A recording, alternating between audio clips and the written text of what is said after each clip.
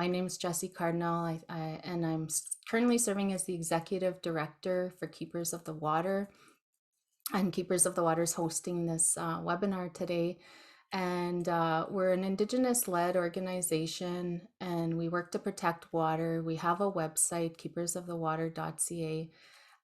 We have a big year coming up. We have been around since 2006, and we were formed. There's a group of people that had already been water keepers and working in their communities to, with these relationships with water, building our relationships. And we're concerned about the water back then because of all the major industrial extraction happening and just the disrespect that is happening for water. We take it for granted, like even in winter, water is not flowing freely around us, but yet we can turn on our taps and get water, and just the life that water gives us, like in the lakes and rivers underneath the ice, the water is flowing and there's life under there, and it makes it all the way to our homes, into the cups that we have today. And it just takes care of us in so many ways.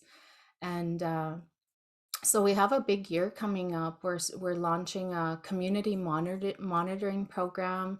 We're going to be doing monitoring in Indigenous communities. So we'll keep an eye on our Facebook page and our website for that, because if you are from an Indigenous community and you want to partner with us, or you want to have your community water source, whether it's a lake or a river or whatever, and you want to start monitoring that, we can work with you on that. So stay tuned for that. And we, of course, have been partnering with Kaniasik Culture Camps, Ministiguan, Cree Nation, Kevin Lewis on medicine and water gathering. So we've done 2, and then we're going to be doing our 3rd coming up. And we're involved in quite a bit. We're just actually finalizing our annual report, which will show you what we've done in 2021. So remember, put 2022 on your calendars, because we're in 2022 now, and and we'll also highlight some of the work that we're going to be doing moving into 2022. And our board of directors, so we're governed by a board. I don't like that word governed, but we sit in circle. And so we have staff, and we have board of directors, and we have co-chairs. And they are amazing people. They're from in different communities, Fort McKay, ACFN, and Fort Chip. We have people up in Northwest Territories, in Northern Saskatchewan, Dene, Cree. We've been nurturing our relationships with the Blackfoot people this year, and Latasha Caffro, Badam North Pagan, Vanessa One Owl, like they're all doing amazing work to protect the water down there. And the women on our board, they help lead our organization. They're Indigenous women: Cleo Reese, Sue Duranje, Jean Lomcourt, Josie Auger, Diane Giroux, and I know I'm forgetting some, so I'm so sorry, but we have amazing women on our board. Alice Rigney, and they lead us. They bring us balance. They have us think in a way that's nurturing to the water, nurturing to ourselves. We're mothers, we're life givers as women. And so the place that we're at as an organization is a really good place, because we have Indigenous women leading us. And those are the kinds of conversations that people are having today, with murdered and missing women, and and murdered and missing men. But how do we honor our women? And those are conversations that are happening a lot, in circles and in ceremonies. I have been reconnecting to go to ceremony, and that has helped with me being sober, and having a good state of mind, and walking a good path. And in those lodges, the teachers that we follow and feel safe, those are the ones that acknowledge our place as women, that we have half that lodge, that we have. There's no, because colonialism brought in patriarchy.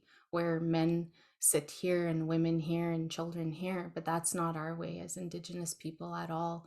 And we actually have heard from people like Sylvia McAdam and other people that have shown, shown that in the past we actually had these matriarchal systems where it was women who made these decisions, and then the men would listen to the women. And we're starting to return to that and give women a voice. We're seeing more women being elected into these colonial positions, but also the hereditary positions. So we have Molly Wickham, we have Canahus and her sister Manuel.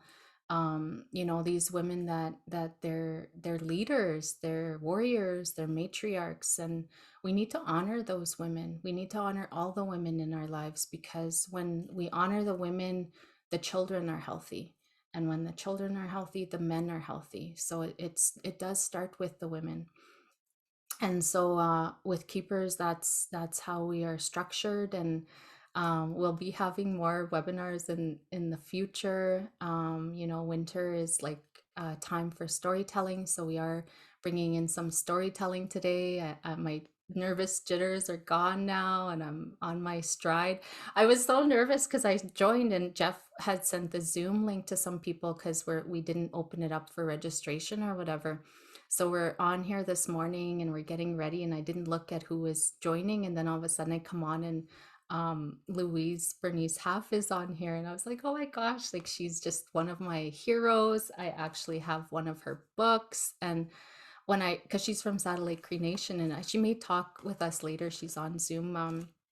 When I read her book, she just inspired me. Like, I was just like, I've met this lady at my auntie's house and she wrote a book, and she's just like, her words are so beautiful, and maybe I can do that one day. And so I'm just like, oh my God. Okay, I'm getting nervous again. So we're gonna pass it over. I'm gonna introduce Jeff, and in talking about honoring women and honoring Indigenous women and our young girls. I want to ask Jeff, as one of our people that we call on. We sit in circle with Jeff. Keepers of the Water has worked with him for a few years now, and I have a lot of respect for him. He has a lot of knowledge to share with us, and he shares it freely, so I'm thankful for that. And Jeff, I want to ask you, as you get into your presentation and your storytelling, how you can tell us, like, from your understanding and your perspective, what are ways that we can honor women, and as like men, that you as a man doing the work in the communities as well. And I know that you like do ceremonies, and you passed a beautiful song on to my auntie, which we sing. And how can you tell other men, or how do you honor women in your life? And then I'll just let you carry on with your storytelling. So in the chat, before I pass it over to Jeff, please tell us where you're signing in from, how your day is going, and we are going to leave it open for questions at the end, because we have a hard stop at 11:30. So at about 11:15, we're going to open it up for questions, because we want to hear from you guys as well. So welcome. Hi. Nana Kina Naskomten. So Jeff, I'll pass it over to you. Okay, thank you. Tama area tamishkatavok. Kinogat man to tamek. Evina nashkumuan kutagishaga miniguishaak. Egotoche tawi in a nashkumitagok pentutamegino. A pishisu ate ugewina a mamishkota mananuka gishaga. Maskuche gutaga ishipagoseita man. Tawi utnige gino ago nawina namishko emon aito tawiaga na shimuan minatani nuyan. Foremost, I just want to greet everybody and give thanks to Creator for another beautiful day that He has given us of life. And I thank you for coming to listen to the stories that have been afforded to me by not only one elder, but many elders right across Canada, and bringing about an understanding to the storytelling and to validate what the term maskihkiy is. One of the questions that I've been asked is the honoring of women. I think, in my path, there has been many transitions to our way of life. And in that honoring of women, we know that we all came through a woman. And that is my greatest respect to it. And then there has to be a balance between men and women. I know that, our men had become very weak.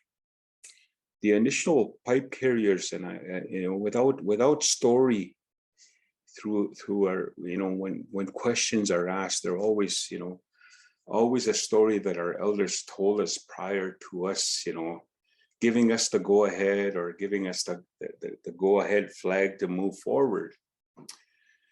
It all revolves back in many times when the parts of our creation story, and that creation story takes a lengthy time as to who we are with peoples of this land, and I'm talking about Turtle Island in reference to it.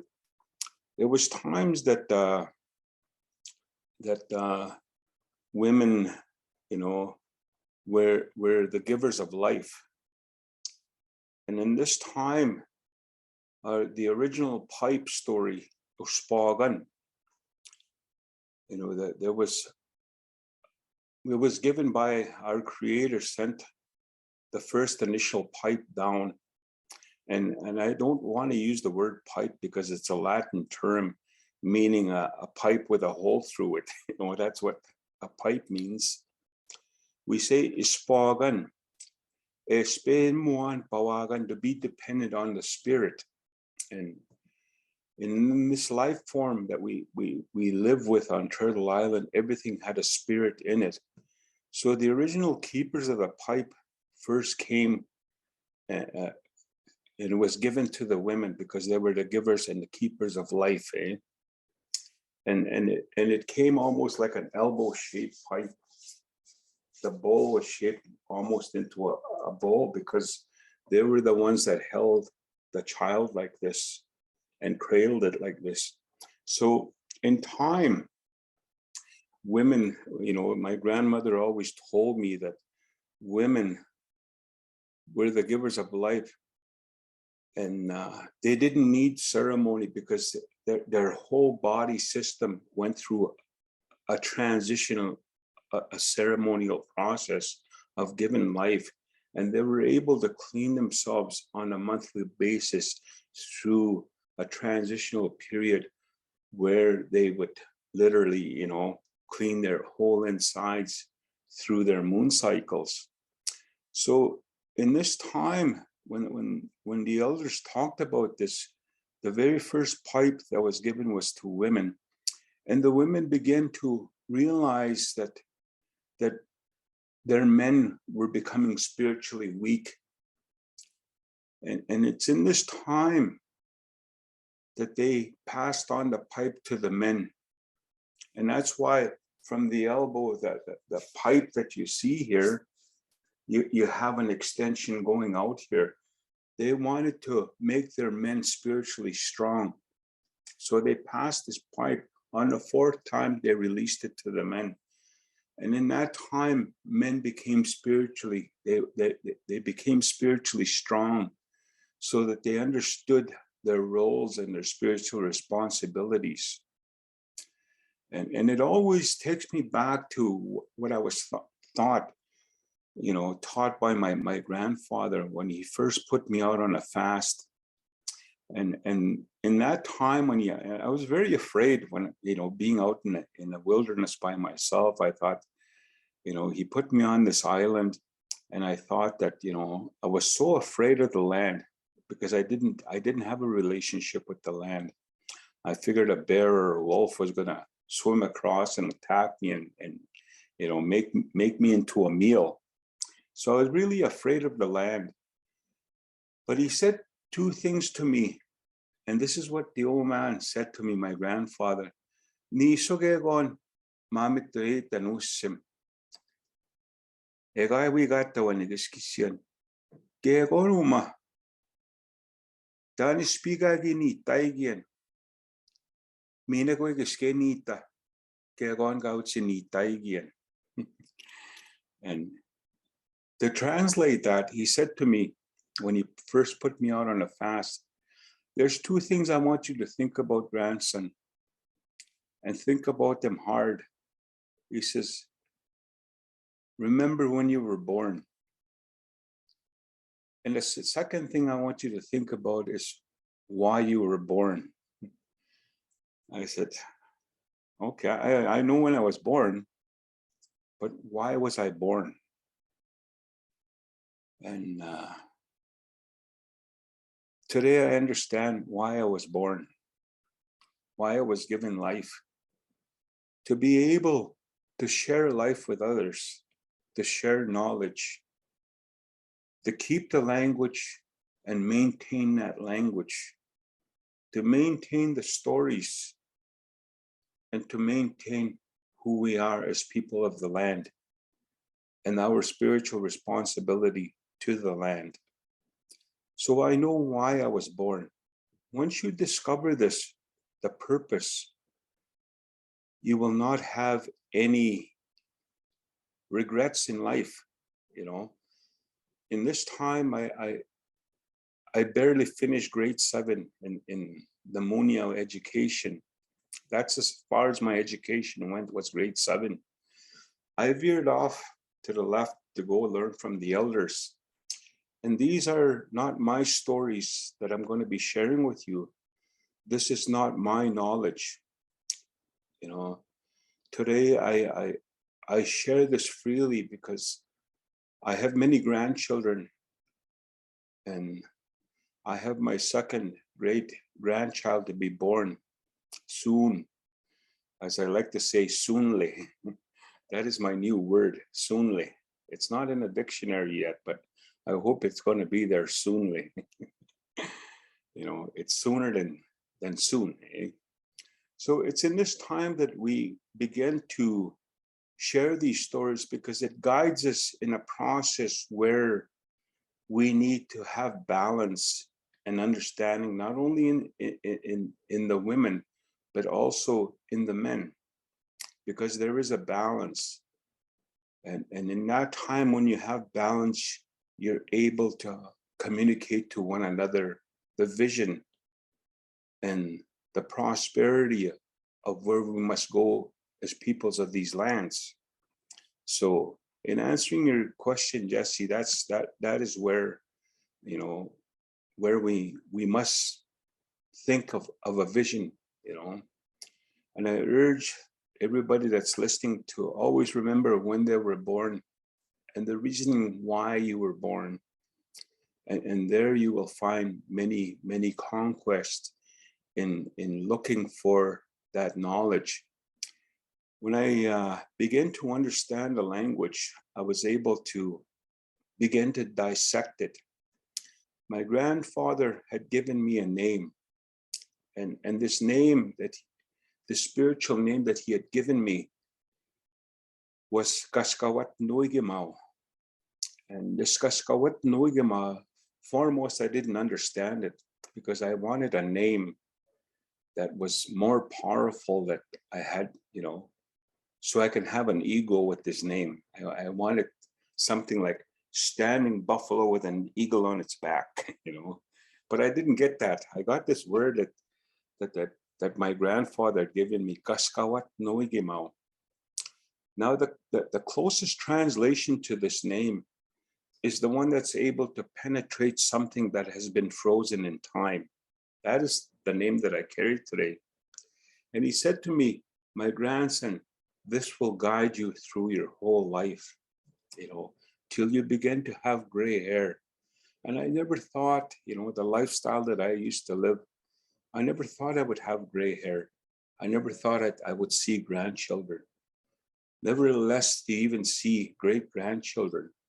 Today, I'm seeing this evolve from the vision that the old man had upon me and many elders across Canada. And it's in this time that I begin to listen to what they had to say. And he says, one day when your hair becomes gray, this will validate the day when you begin to have a voice from your spirit for the people to listen. You'll begin this process. It's not by a chronological number. It's when you begin to have grandchildren. That is the day when you will voice these things, become the voice of the land, the animals, the trees, plants, the human nation, the fish nation. That is when you will begin to gather the knowledge that's going to afford you. Because without this knowledge, you will not survive long. So this is where my mentoring came, and I'm very grateful today from the elders that have been put in my path, and many of them are gone today. I now have to take that role that they left me, because they left me a task to do, to provide the knowledge and knowledge transfer to others. Out of care and concern that I provide this so that we're able to move forward holistically as a nation. We don't break people up by treaty territories. Our people vastly lived right across Canada, right from the East Coast to the West Coast. It was the colonialism that divided us, and it divided us into treaty territories. These territories do not belong to us. They're merely lent to us. I have this guy outside blowing, I don't know if you are able to hear it, but I wish he would just leave. He's blowing the snow off the sidewalks outside, and it's quite noisy. So excuse me with that. So it's in this time I want to be able to move forward and begin to share some stories to what we call maskihkiy. The loose term to that term is what they refer to as medicines. I want to give you a little brief history of what happened in, I think in 1995. There was a pharmaceutical company that came and bought this seed bank. They spent a lot of millions of dollars collecting seeds in Manitoba and in Ontario. So they didn't know what to do with these seeds that came. And we understood back then, we were given the information in the Paul, Manitoba, where Manitoba Kiwet no Gukimaganak, it was that brought to the indigenous people in being to understand what's happening. So this seed bank sat for over 12 years, and they didn't know what to do with these seeds. And back then, the pharmaceutical medicines were researching on raw medicines, meaning that the plants, the seeds, and so forth. And at the time in 1995, there was 128 pharmaceutical medicines on the Canadian market. And out of those 128 medicines that were on the market, 114 of those came directly from the land. So what they done was they took this medicine and sent it to their biology labs to put form into medicines. And we understood that, we understand how acetaminophen works. And this acetaminophen comes from the red willow and the gray willow. And in producing that, they created aspirin, which is acetaminophen. So it's in this time what happens in this process is they've totally ostracized the spirit out of this medicine. So what happens if you take aspirin today, from the relief of a headache, that headache will go away today, because that's how this medicine works. But it will return the next day. Your headache will come back because the spirit has been totally ostracized out of it. Now, if you take this in raw form, the acetaminophen, how it works for our people, it transitions on a moon cycle. So we have to be aware of what's happening beyond in the sky. So the spirit comes down and this headache will go away for a whole moon cycle. And that's how the elders talked about this, if we took it in raw form, because the spirit of it is there. So in beginning to understand, I don't like to use the word medicines or traditional medicines. I would like to begin to, break down this word of maskihkiy. And I do have a PowerPoint that I want to share with you. I will bring it up here.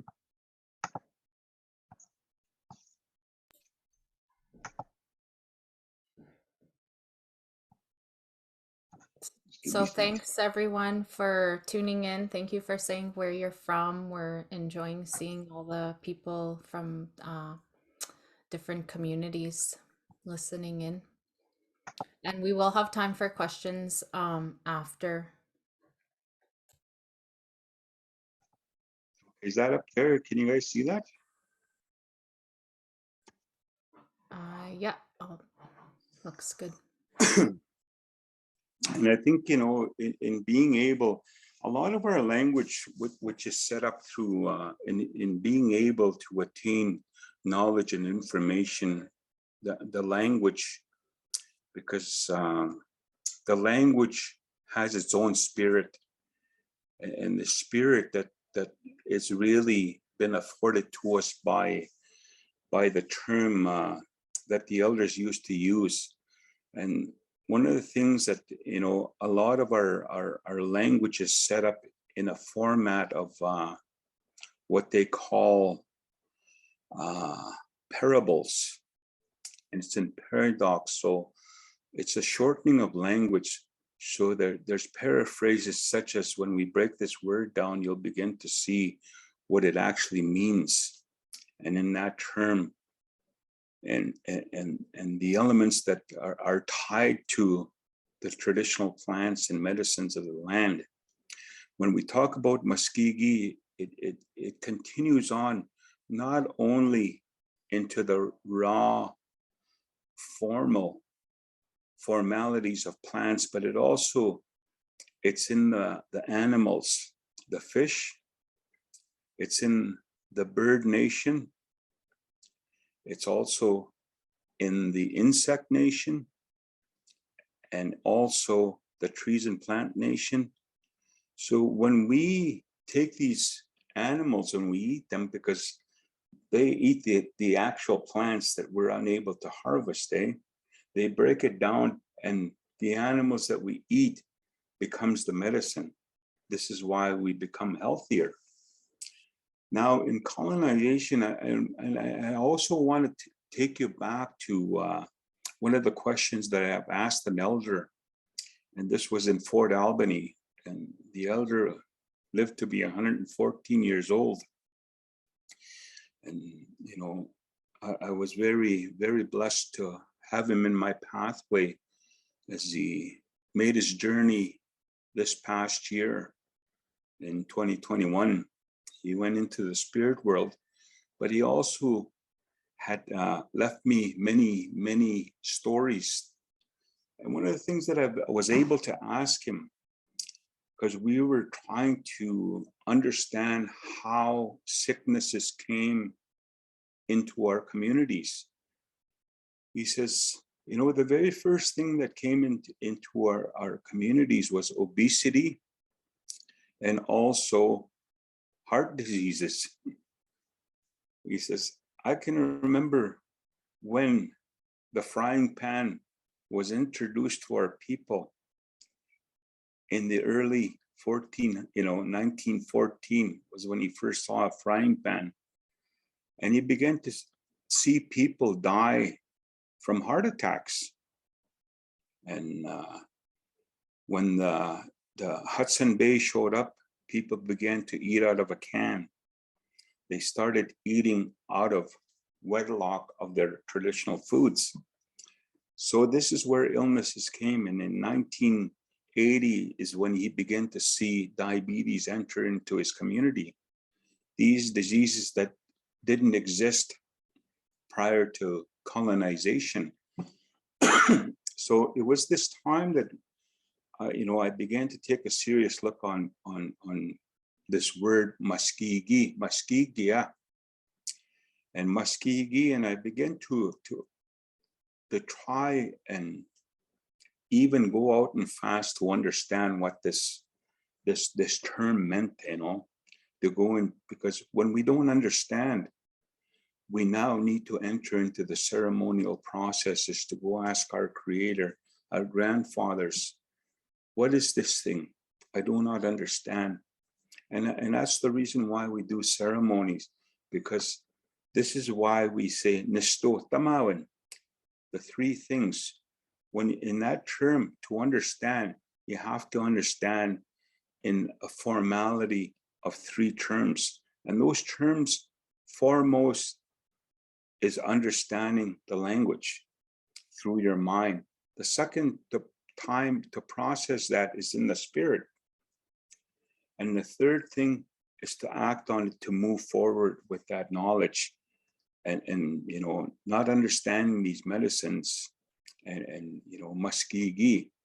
So it came to this point in time where I listened to these stories over and over, and sometimes they became so monotonous where I used to get bored, and I would say, oh, he's going to tell the story again, and it's so long. I would totally get upset at my grandfather. I want to tell you the story of maskihkiy, and so, oh man, this is going to take long, and it's a boring story. I've heard it over and over and over. But the more I began to listen it, I didn't just comprehend it in my mind. I wear it in my heart, so I don't refer to an open book where I forgot this knowledge. It's in this book, eh?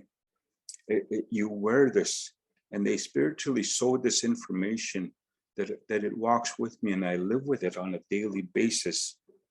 So it's in this time I want to be able to afford the story with you, and it has to do with the bear. In our language, you begin to see this mas. There's two words here, mas and kiy. So it's in this time where you hear the transition where this word comes from. It comes from the bear, maskwa. You'll hear this, maskwa. So it's in this time where we begin to understand these parable term maskihkiy. And where the bear's life came from was from the grass, maskosi. You always hear this word maskosi, maskihkiy, maskwa. You hear that mas. And even in the frozen ice, maskwami, the thickening blood of our Mother Earth. That's what it doesn't mean. It doesn't mean ice to us, eh? But that's the loose translation. So it was this lifetime that it was in the beginning, these parables in our language, as the old lady told, and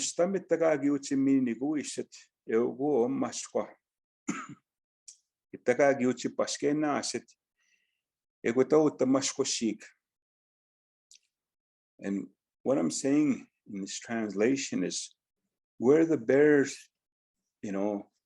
creation story comes from is from the grass. That's why you'll hear it, maskihkiy, maskosis, maskwa, Kagitemasko, Mistaimasko, Mina, Wapaskwa. So all these terms come and oriate from the grass, because that's where life was given. And in order to be able to comprehend and understand the term maskihkiy, so it's in these parables, the shortening of language. There's a longer term. And one of the terms that, in my time, I would love to see a dictionary out there that's going to accommodate the Nehewin language. Because right now in every Cree dictionary, it's linear to accommodate the English language. And a term that I want to share with you is this term, bisim, which refers to the sun. Now, bisim is a parable.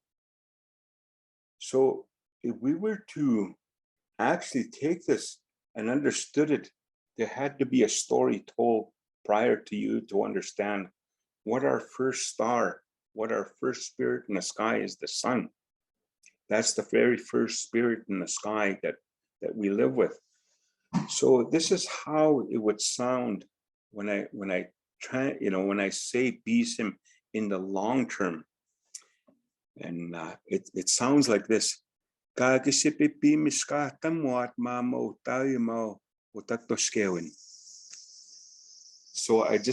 bisim in the longer version. Bisim is a parable. So what that literally means, if you want to, put the frosting on and understanding on bisim, the one that puts the finishing touches on creation's creation. So, and a long time ago, I need to be able to bring some sort of an understanding. So when a child was born, prior to any technology or any hospitals, and many times children are born with jaundice. And today, when a baby is born with yellow jaundice, you take it to the hospital and they put it under this UV ray light. So the knowledge that our people had was what happened back then when a child had jaundice. They put it out in the sun and allowed the sun to finish Creator's creation, and the jaundice would leave. So they knew this knowledge prior to technology. So getting back to the story, Kayasuma Nistam Kagipasigote Ogoa Upatsawan season teta nana o te apanok maga waga yositao te nega peonok pagisimo taitege. Ego sigisin is to tawe o ego maut nistam Gagipasigoto tau tsimaskosik. Umisigip mai pe pigeskoyan po gita ganota ministego. Ego tau te Gagipasigote ogo waga yos. Umisigito. Au teni na katisip mamimi tigo masipi. Ego teni na niwisipoetan ewinte sepoe maskawa tamuak ay sinyo kitawi apatsi tataskino. The very first one that arose from the grass was this little bear, this one here. In the East, we call them opatsawansis. And I'm not going to get into the terminology of what opatsawansis is. Or in the Western part of, the Western side from Saskatchewan all the way to Alberta and parts of BC, they call it wagayus. So wagayus is what we call a small little bear. And we all spoke one language on Turtle Island. It was this time that this little bear arose from the grass. And he says, I will follow the eastern waters and I will go give strength to the land for the people to utilize, to use for their health. Minagi to me pasigot eugo maskwa kakitewaskwa go kakitewaskwa. Wishtagi pigisko umishetuet. Aw, umani nagapena timiwak sipi eguteni nagawisiputian. Misiweni stewin teshepe maskawa tamwak ay sinno. Kitawiyapati tataskinyo. Kitawiyutiminote gutauche. Mioya when kitayat. The second time the bear arose, he says, I will follow the southern waters. I too will go give strength to the land for the people to utilize for their health. So again, each of these bears arose from the grass and they spoke on what their purpose was, why they were given life. And this is the reason why I shared the story before. When the old man said to me, try and remember when you were born and why you were born. And these are what the bears did. They understood why they were born, why they were given life, and the purpose. In this time, the third one arose. And this one we call Mistaimaskwa. The grizzly bear was the third one to arouse. Umishiki to in a Mistaimaskwa, speak up Pashigut Maskosigut. Utenina kapesagitawak, egutenina gawisipwetian. Ete pagay tamanu watsia miswegitawiga spatawian. Egutemina nistawin teshipwe maskawatamok askino ay sinno kitawi kistapachitat. Egutauchitawi niget mioyawen. The third one arose from the grass was the big grizzly bear. And he said, I will go to the western waters because I have the capabilities to climb all these mountains. I will follow these western waters and I will go give strength to the land for the people to utilize for their health. It was this time that we got to remember these three bears. It's in this time. The last bear that we speak about is the polar bear. We call this one Wabaskwa. This one spoke the last. He said, Utenina kisipika mag kawitotian. Nistegute einte shipo maskawa tamok. Askino ay sinyo kitawikista pachitat. Maga na moya nina. Ikaw isyaman. Ewi pega isinyo ispiatigiweche. Atishipoete chiwa tag. Ewi giskenotag. Uteise. Get nats kitawita gotet. Tap me wichawak. Etega sipoete tag. The last one to arose from the grass was the polar bear, Wabaskwa. He says, I will go to the northern waters and I will go give strength to the land for the people to utilize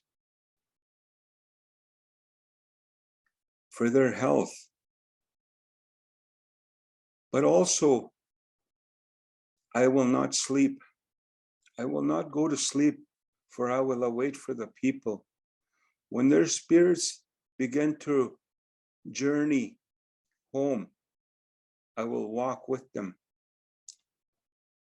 Since all of these bears arose from the grass, it's in this dormancy that when the grass begins to lay down and becomes dormant, the three species, the little brown bear, the black bear, and the brown bear, must go to sleep because that's where their life came from, was from the grass, maskosi. Maskosi talks about, it doesn't translate into grass. Mas Osi, Osi, it talks about the creation. Eusi Chigemagak.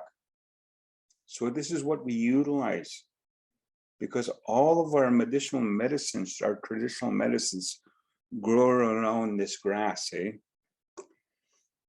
So because what we call emaskawak eusimagak, meaning that the spiritual power and strength is now being utilized by our people. So when we take a look at these three bears, the four species,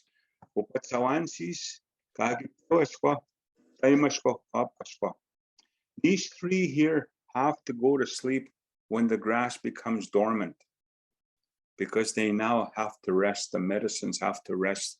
And this is also, this one has to go to sleep. It's only this one that stays awake, the north. And it's part of our creation story. So when we begin to translate the words of maskihkiy, mas is a parable, and the translation refers to the spiritual power and strength. But what is it? Maskawao. Maskawao is the power and strength of it, eh? So the second part to this language talks about the transfer, the translations refer to the homelands. Kike. Kike is my home. And it's not a square little cubicle where you live. Like Jesse comes from a place called Kikino, Kike, Kikino, our place of home. It's not just one symbolic little house, eh? It talks about the homelands. So when we put these words together, maskihkiy refers to the spiritual power and strength of your homelands. So it doesn't mean medicine to us, eh? It talks about the spiritual power and strength of your homelands. And those homelands talk about the medicinal plants, the animals, the fish, the birds, and the trees and plants, and also the human nation, the spiritual power of our women that can provide that lead role to healing our men. Because our men are very spiritually strong, weak right now. We now need to return that, eh? So this is what maskihkiy talks about in our language. And it's not a part of, understanding it. So every one of these plants, when we talk about these plants, in our creation story, they talk about prior to us coming. The old people used to say that the animals began to prepare the coming of the human beings.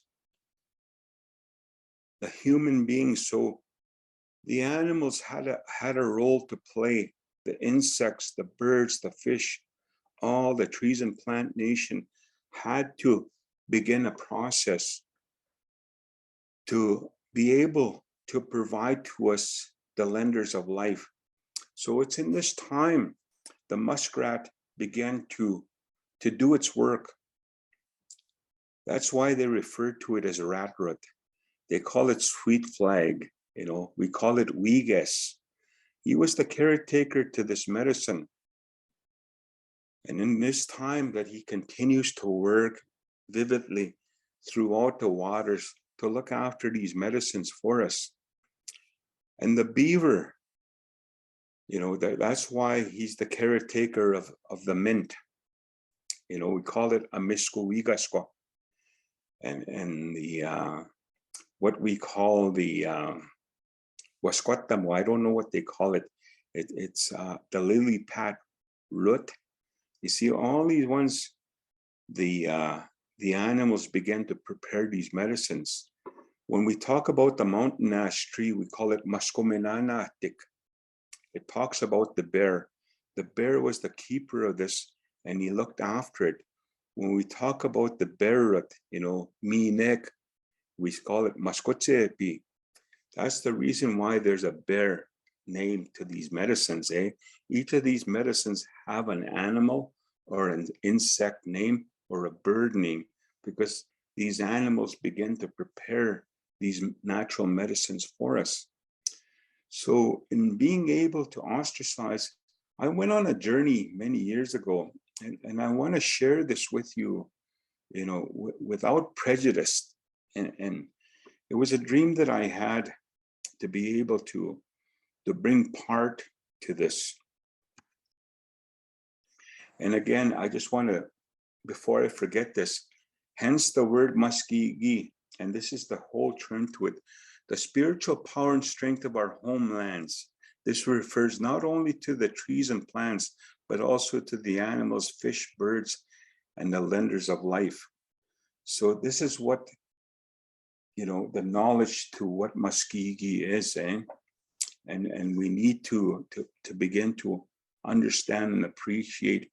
And what gives life to these things are the main thing is water. Even when you light a smudge sweetgrass, that smoke begins to vaporize and rises, eh? So this turns into water. And I'm just going to stop this here. And I want to be able to share one more story with you. It's in this time that I was very contemplating on what I was going to share with you today. And it's about a dream that I had about 4 years ago. It's in this dream that I was back at this residential school that I used to live in as a child back in Cross Lake, Manitoba. And it was in this time that I had a dream that I was standing in this auditorium. I don't want to call it auditorium. It was actually a church within inside the residential school, because I saw the statue of Jesus, and I remember always looking and fearing this Jesus on a cross, eh? And it was all bloody, and I remember, I was just like in a shock when I seen this.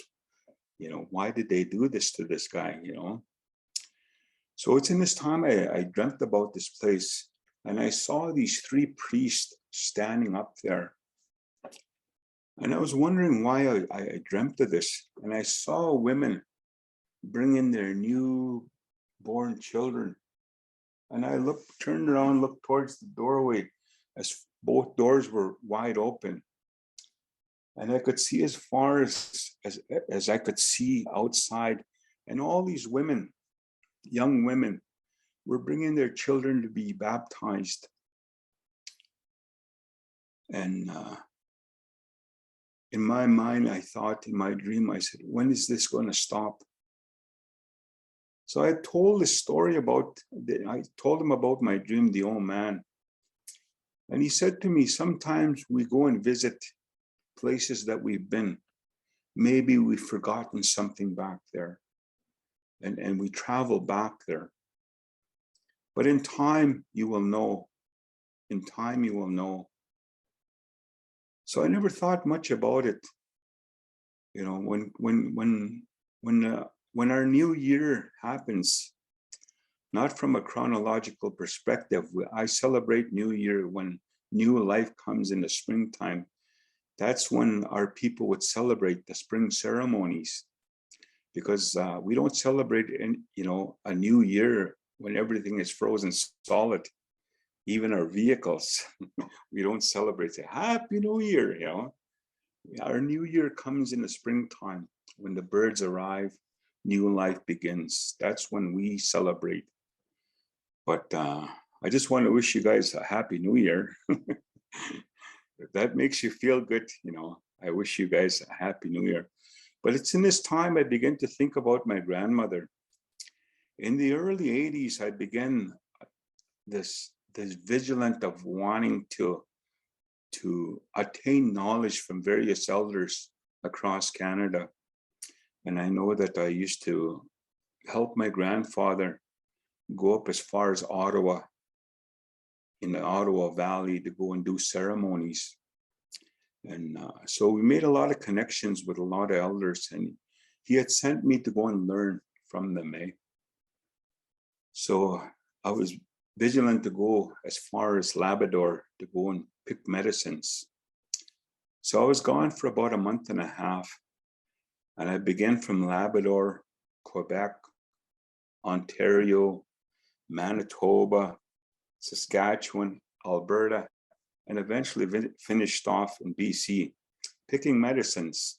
I was gone for about a month and a half, and I was so eager to see my grandmother, because my grandmother carried the bulk of the medicines, excuse me. So as I returned home, I went to my grandfather. I said, "Where's Kokum?" I asked my grandfather or my grandmother. She says, "She's down the bank preparing fish to smoke." Oh, I wanted to go see her. So I hopped in my truck and I went down the bank. Sure enough, my grandmother was preparing fish for the smoker. And I was so eager to share these stories with her, what I've learned out there and the medicines that I brought home, and this and that. And she kissed me, she greeted me. And she said to me, "Ha nusim, danema watu makamas kawagi maskihkiy kaginteot nigain." She said to me, "My grandson, what do you think the most powerful medicine that you have picked across Canada?" When I pondered and thought, and I was kind of waiting these things out, what I thought was the most powerful medicine. And boy, I had to think about the mountains, because I had the trail. That was the most rugged place I've been, was in BC, up onto these mountains. The old man says, up there's a sap that comes, and it's almost hard. It comes right from the stone, but you're going to have to climb this mountain. So I climbed it, and I got this medicine. I worked so hard and to get this medicine from the rock. So in this time, I begin to say, I think this is the most powerful medicine that I've gotten. And I said, and then she looked at me and she laughed, she chuckled, and she says, "No simta patishin." What she said is that I'm not stupid, that doesn't mean I'm stupid. He says, "You don't know anything, grandson." He says, "The most powerful medicine that we have is our waters. That is the most powerful thing, because it's able to give life." And she began her little stories again, how life is transition. When a woman is about to give birth, water comes through water, and it's given life. When you take these medicines and sustain them, they no longer live, these medicines. But how you resurrect them and bring them back to life, you put them in water, and they flourish, they come and reawaken, and they help you. Same thing, when you burn a smudge, it turns into water, vapor. That's how you bring it to life. And you're able to smell it, to feel it, to touch it, to see it. So I began to ponder what she was telling me. He says, every time you give medicine to people, you have to ask and give thanks to the caretakers, such as the bear, the bear, the muskrat, the mink, the lynx, the moose, all these ones that she named. You have to acknowledge them before you transfer this medicine. That's why we call it maskomenanatik. We always refer to that. And what you want to do in your prayer is you ask these things, these medicines, to go to work on your behalf in their waters.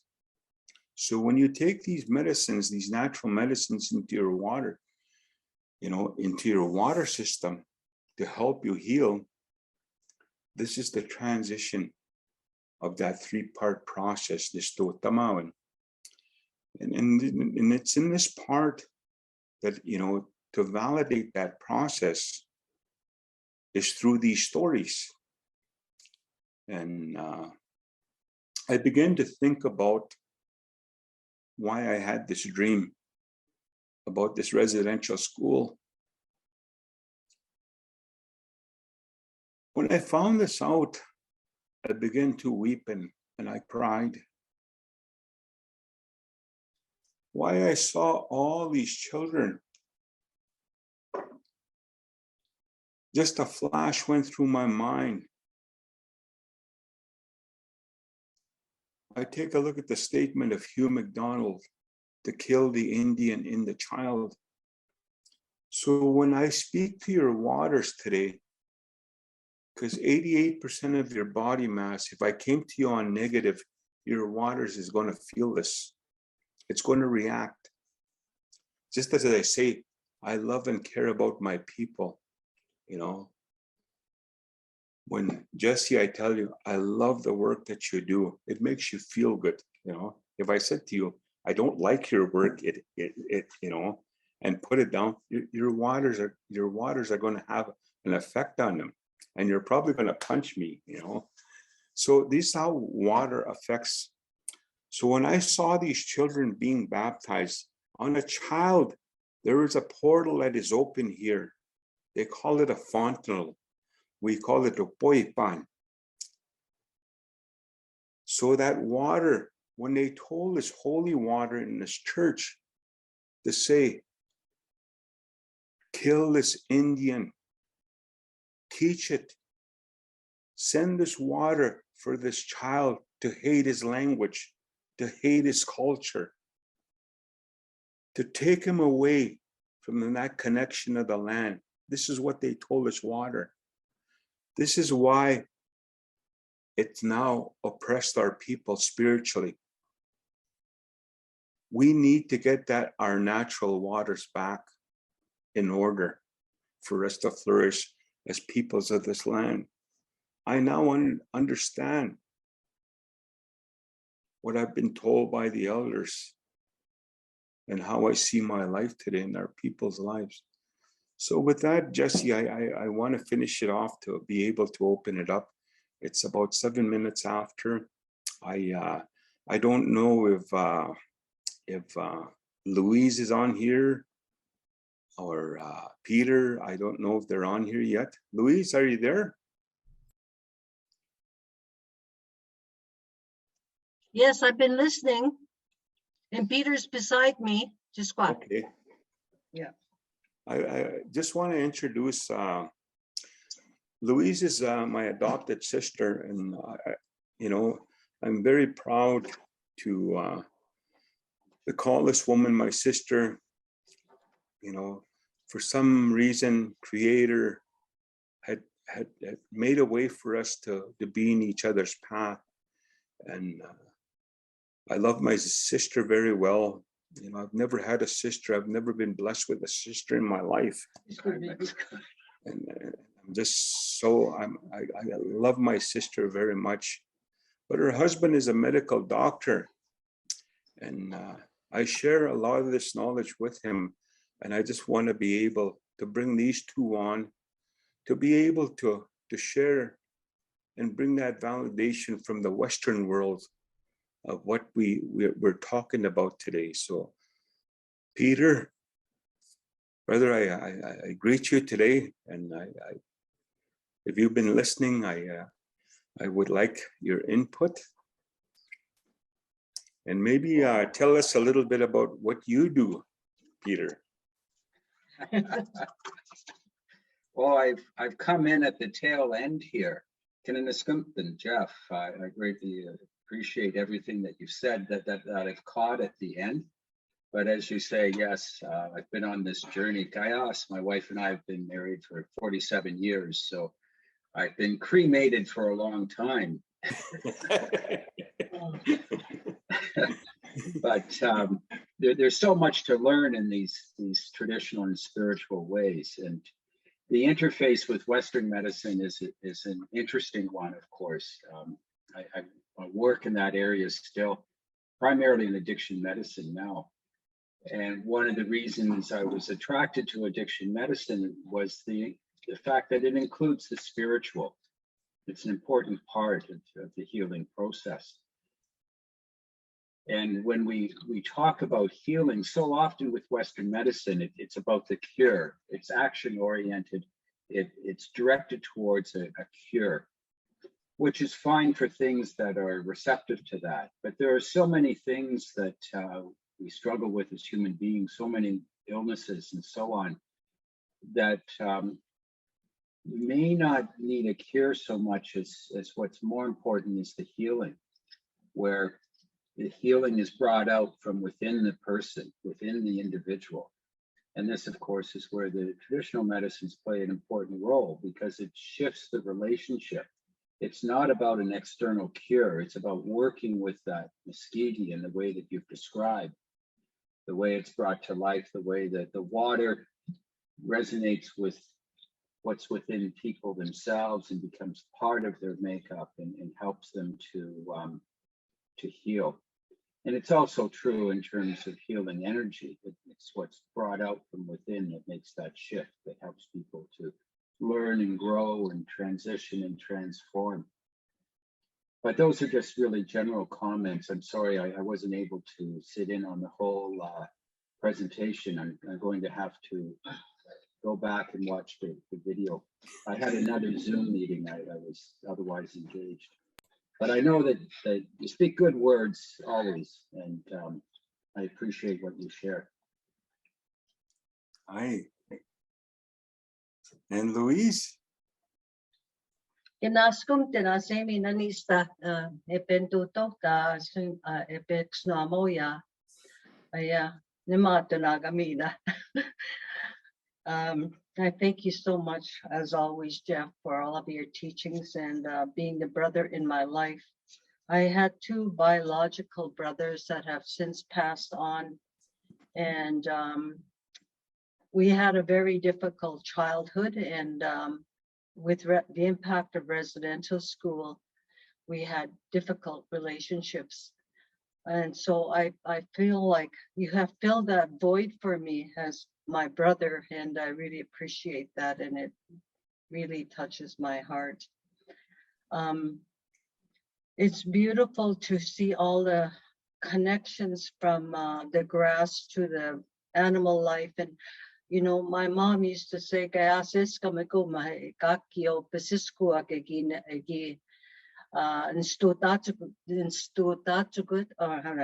it now. Long before the arrival of colonizers, all the beasts and everything used to have a common language. We understood one another. And my mom used to say this, and she said even snakes used to go on their tails, stand upright, and walk that way.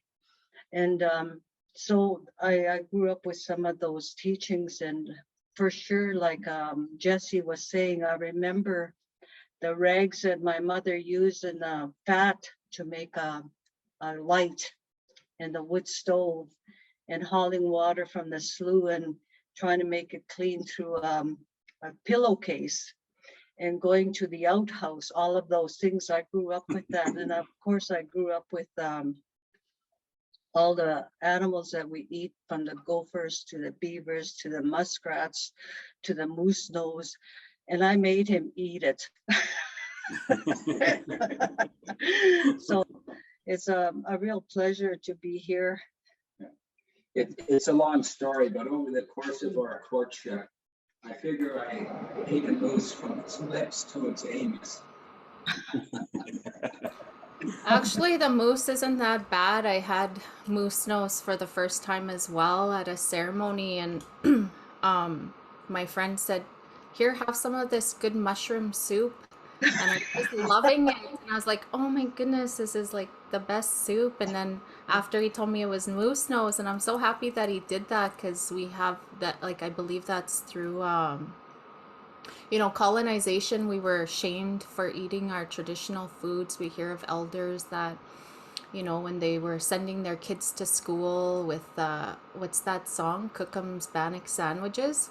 The Bannock sandwiches Cookem made for me, and we were shamed for that, right? Like our mushrooms and our cookums, and but that food is so healthy and it tastes good. Like beaver tail, I got to eat beaver tail with James McCocus at our medicine camp with Kevin Lewis, and it's just that those mental the things that we were taught, and it was actually really good. It didn't really have a taste to it, like there wasn't a strong taste. So I encourage everybody to, try those foods and take those mental blocks of what you think it's going to taste. And even at New Year's dinner, we made moose roast, and like we always get moose every fall. And one of my aunties who grew up in the city, and she said, "Oh, look at this roast," and somebody said, "Oh, that's moose." She went like this, and I said, "It's roast beef," and she ate it. She didn't know any different, like just those things that we were placed upon us. Man, Jeff, thank you so much today. I had to take a minute to take it all in because you just fill us with so much spirit and knowledge and teachings, and it's emotional. It's emotional when you're connecting back to those spirits and those teachings of, even like when you're gonna use medicine or you're gonna give somebody medicine, to honor the caretakers of that medicine. Like that's a really good teaching you shared with us today. We do have a couple of questions, and one of the questions we want to ask is about storytelling in the winter time. So why do we do storytelling in the winter time? And then we'll take a couple of questions from the people on Facebook. Okay. One of the things that why we follow a transition where, we say in the winter time, it has a lot to do with our creation story, because the way to where our creation story comes from is the north. It comes from our creation story evolves from what they call Acimowin, the Pleiades, which hang right. If you're looking north, you see the Big Dipper. They hang over to the right side of it. So this is where our creation story, and this is why when Wastesicoot went back into the spirit world, he went from the east and he went home. And when we take a look at the star of Orion, the star of Orion is pointing directly to those Pleiades. So this is the time in transition where Ewapawagunagak is what they call it. And it talks about Wagunak, this little spirit. That's why when you take a look at water that is frozen in time, that it's on the ground, and you take a look at a snowflake, it looks like a symmetrical spirit, just like when you do the paper machetes and whatnot, when you create these little snowflakes. Well, they come down and they're amongst us. And this is why there is a spirit in that snow, that water that's been frozen in time. It's in this time when this doorway is open to afford us those spiritual stories, especially the Wastesicoot. And it's in this time when they've done a ceremony called Acimowin. and we have to be adherent to those laws that how it was set. That we spoke about the spirit because the spirit is amongst us. You know, it talks about wa konak wa pa wa konagao. You know, they say kun wa kun. You know, wa kun. It talks about the spirit that it's on the ground. It lives amongst us. So that's when we done our spiritual storytelling, because that doorway afforded us to tell about those ones. When we talk about the birds, the bird stories, it's now open over here to the southern doorway. So we follow the transition to creation. So they refer to this ceremony as, you know, wasagay na nasko simuin. And a lot of times when we begin to translate these ceremonies, we begin to translate them to a foreign language where it only creates perception. So they call the ceremony the round dance. When that doorway is open to the north, that is when the very first snow on the ground, we begin the ceremony. We ask our relatives because to come and visit us from the north. That's why you see these glittering lights. They call them northern lights. They're not just lights. They call them wawa tewak. Wawa tewak. And what wawa te? It talks about te, the shimmering heart spirits of our people. That's how we dance. We follow those, how they, you know, they move like this. And that's how we move with it. So when we translate wawa te, the shimmering heart spirits of our people that have gone home, and they're always to the north, and they span. When those northern lights come out, there's a doorway that is a span from the northwest to the northeast. They never go south. They're always spanning here. That is the reasoning why the spiritual doorway is open to speak of these things now. Wow. You know, right now, there's a lot of people at this time of year. Mental health is, you know, a lot of people are struggling with mental health for whatever reason, right? And we have like this virus going around, we have isolation, we have the cold weather, a lot of drugs and alcohol are running rampant in our communities. You know, like even the parenting, the children are not being not disconnected from the parenting teachings of taking, you know, child rearing and rites of passage. And that was one of the questions I wanted to ask you, you know, because people are searching for this, how do we calm the spirit? How do we like this anxiety that the doctors are seeing? Like I'm sure even Louise's husband, they're seeing an increase in anxiety. What can you share with us? Because we're talking about, you know, maskihkiy, we're talking about medicines and the teachings. And if you could just share some of that understanding, Jeff, with us of like, what can people do at this time to take care of themselves? How staita pues kinumainta mok kinumainta gugoge katisip agusis kami kakuma namoy wipach kitawi wikate paniuma kagiguma kawichete no mina tawi mata mage konyu agushiwena kap magotege kaishikinumaini tak ay sinno anut kagishakak tapwe moch kinesto tampema tishiwen legutaw chimana bistayga gip machi monanyoak mona sinina ninagachi tan siuma gegise wanastigian itatagip man tu tamak itaga isig wihiaga nuts. Many times, you know, stress comes in many forms: spiritual stress, physical stress, emotional stress. And that's why we say, "Kinumainita, kaginomaskihkiy." A lot of times we are too busy thinking about what's happening in that world. This virus is going to be around for a long time.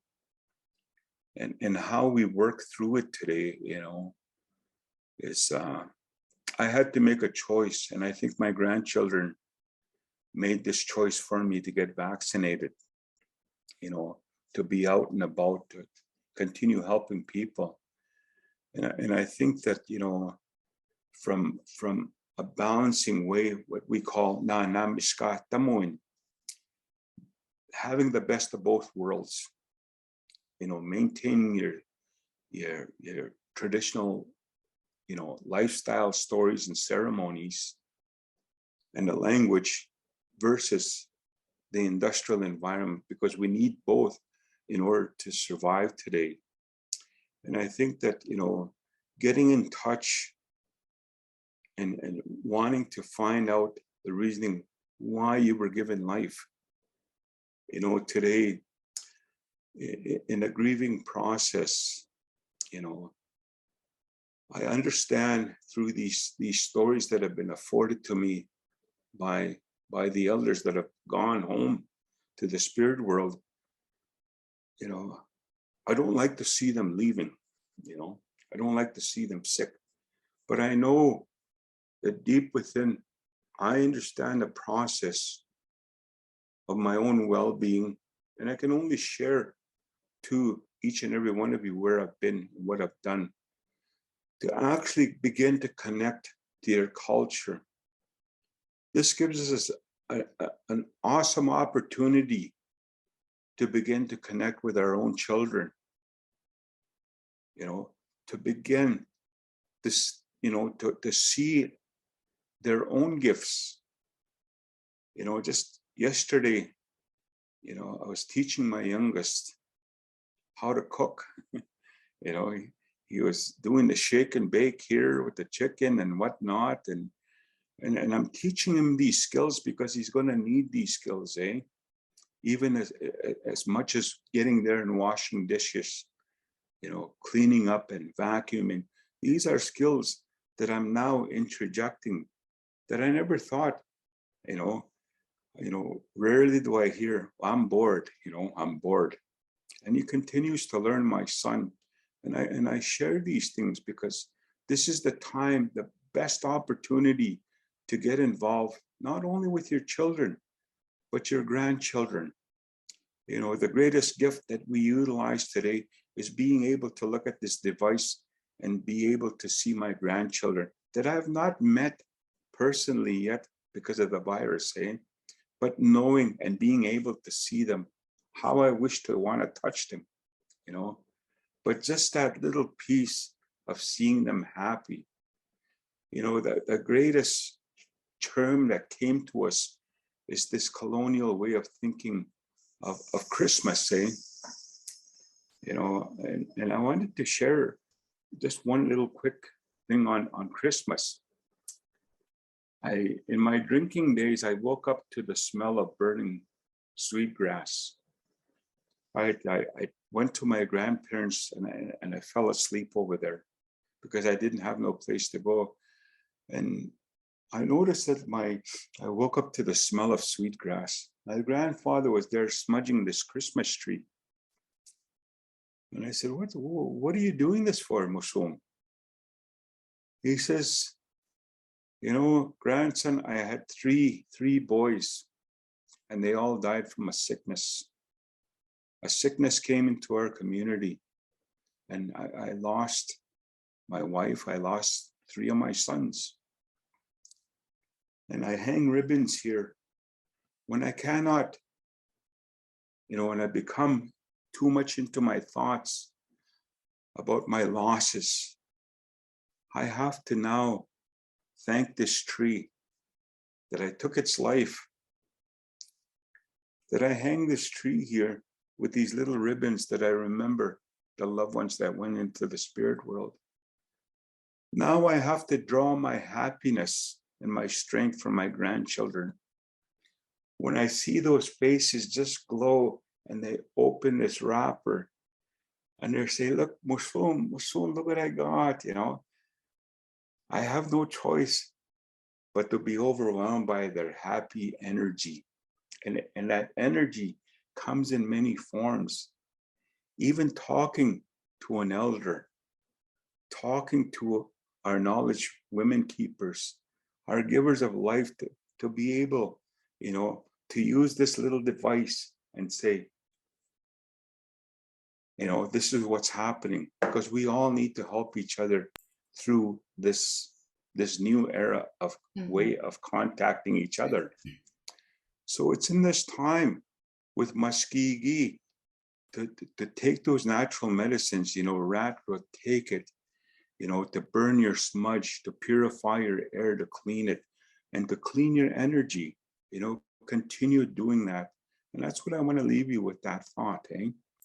Yeah, that answers some of the question. One of the questions we had was, how can you use maskihkiy every day? And you answered that. Christine, hi. Christine is a fluent, a non-Indigenous fluent Cree speaker. She has a question. She said about the gender of original Musqueam. You didn't include no digwiwak Musqueam. No, no, no digwiwak Okay. Musqueam. Yeah, I know that. One of the things that our Creator, when He gave us life, He gave a balance of positive and negative, and this is what creates life for us, eh? A positive and a negative, and it has to do with energy. So within this positive, it made two things. Creator made two things: a female and a male. You know, so within us, there's a dark side to me, and this dark side, you know, I really want to keep it asleep. I have the capacity to be jealous, to be angry, to be violent. That's what we all have, that in us.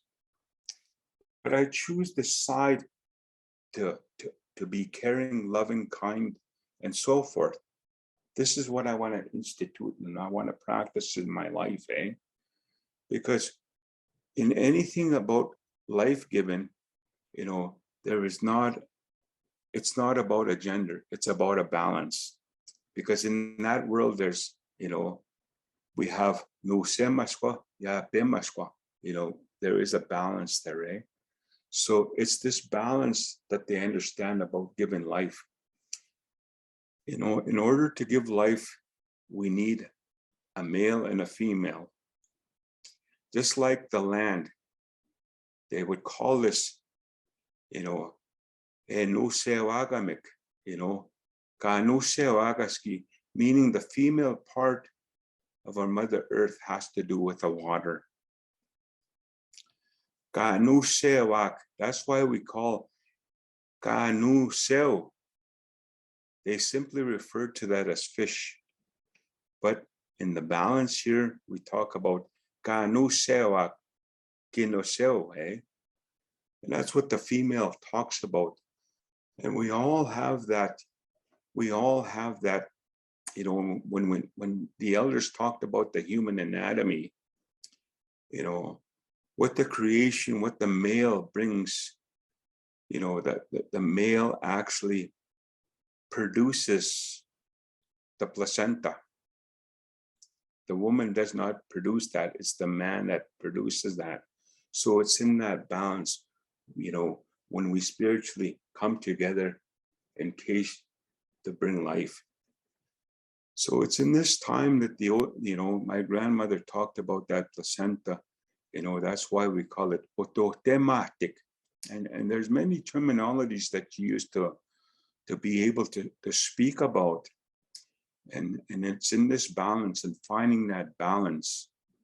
And in our language, we call a term Acimowin.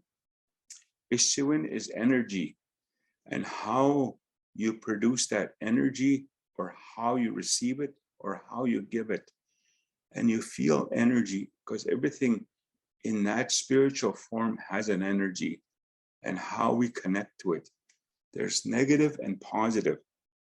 And when you're tired of this, because you have to go into the negative in order to learn and understand it spiritually, in order to have, and the positive energy. So that's what gives us life. When a heart goes like this, pounds, beats like this, it's like a battery. You need a positive and a negative. That's what creates life, eh? That's why So when we begin to prepare our journey into the spiritual world, we now need the positive, so this one is able to leave, eh? And there's many stories, and we're not going to capture all these stories, in 1 hour. So there's got to be many more, that you continue creating these doorways, to come and share these stories about life, eh? Because definitely. So just to backtrack for us non-fluent speakers, what does that word mean? No tigwiwak. no Tigwewak, No tigwiwak. no Tigwewak talks about it's a spiritual responsibility. Meaning when there is no room, there's spiritual responsibility to say, tawao, tawao, makes room. She will find a way to create room, and that's why they say no tagwe. They have a spiritual responsibility. Oh, so that's like grandmother bear or something? No Yeah, tigwiwak? Oh, right. Yeah, there's so much to learn, and I agree, Jeff. We because need to create more time and more space yeah, for this. And keepers, I'm so happy that we have a supportive board that we understand this, because this is the way of life, and we need to share these teachings. Did you want to say anything? Sorry, I cut you off. no, I just on a note, I just wanted I share quite a bit of this knowledge, and one of the things that I'm doing right now, I work with the University College of the North as a language specialist in developing what we now need to teach our people, and it's based upon thinking, treaty-based education. Under our treaty, we were given to teach. So now we need to harness this to say, what are we going to teach? Is it the colonial way? Why aren't we not teaching of who we are as peoples of this land? And that's what we need to do. Now, bringing all this raw knowledge together, because there's not an educated, like a person out there with a PhD that's going to say, well, this is what this is, eh? And a lot of people don't really have an open ear to what the knowledge keepers have to say, because they're undocumented. They don't have PhDs. They don't have master degrees. That why are we going to listen to these? This guy doesn't even have any, paperwork. But all in all, it's fine. One of the things that I want to be able to leave before my time is up, because this is a lot of knowledge that I will take home with me to the spirit world, people that don't wish to listen. And I also want to say that I want to, if you want to learn more of this, I do have a page on Facebook called Keeper of the Language. And I share a lot of the stories and the knowledge of all medicines and so forth onto there. So I just want to share that with you, and Yeah. to the listening audience. Oh, and I wanted to say thank you to Nigel. He's running our communications behind the scene, and making sure we don't, zap out on you halfway through our presentation. And Thank you all for tuning in. It was nice to see where everybody's from and just the interaction. It's always nice to hear from familiar voices and people. And of course, Jeff and Louise. I feel like this is a sign that we're supposed to bring Louise on for a webinar. Because I actually thought about you. It's just so weird. I was organizing my bookshelf and I ran across this book and of yours, and I know you've written a few, and so I want to connect with you and let's figure out a way to work together, because I know that there's a lot of women reaching out to us lately that really want to ensure that that work is continuing to honor Indigenous women, honor all women, the life givers, and creating that space, because that's an ongoing work, because we're in such this patriarchal system of male prime ministers and these kinds of things that's considered normal, and we need to change that way of thinking and bring balance back to our circle. So I hope you guys all enjoyed this. I know I definitely did, and and take this with you. And what Jeff said is like, if you want to carry this feeling and this spirit, don't only put it into your hopes of this webinar that's gonna fill you. It has to be a continual thing of, drinking tea and eating your rat root and listening to the language, going out to seek elders. I know Blue Quills University, they have a language program right now. It's a mentor apprentice program, so you don't even have to be a student full time. You can find an elder who's over 55, and they will help resource the elder for their time so that you can start learning one-on-one with the elder when that time works for you. So there's all kinds of opportunities being given and being created right now to help people reconnect and learn the language and the culture. And so we're gonna say goodbye now. We don't want to, but our time is up, and it's so stay warm, stay healthy, and we'll see all of you very soon. So hi everybody, have a wonderful day and be gentle with yourself.